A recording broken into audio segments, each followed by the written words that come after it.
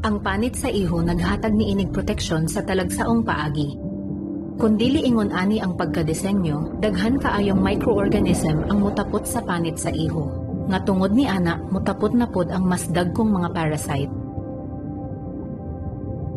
Kung mahitabo na, maapektuhan ang iyang kahimsog o ang iyang paglangoy. Pero, ang panit sa iho, halos walay parasite. Ngano?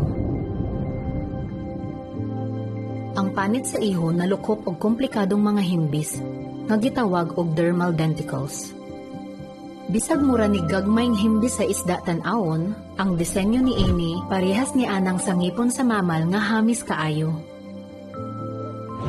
Tungod sa kahamis sa mga himbis ug sa komplikadong mga kanal-kanal ni Amy, dili basta-basta makatapot ang mga microorganism sa panit sa iho.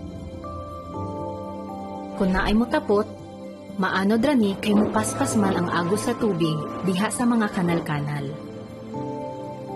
So kini nga disenyo nakatabang nga dili daling mataptan og parasite ang iho sa duha ka paagi. Pero dili kay kanaara.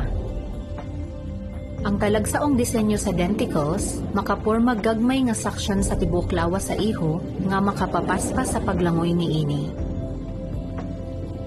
Tungod ni ana, ang mga iho sama sa short fin mako makalangoy sa gipaspasong 74 kilometers kada oras. Ang mga siyentista naningkamot sa pagsundog sa disenyo sa panit sa iho aron makahimo og speedboat ug eroplano nga dili kalas og gasolina. Kini nga teknolohiya magamit sab sa mga ospital. Makatabang ni nga mapugnan ang pagdaghan sa kagaw nga dili na mo gamit og mga disinfectant.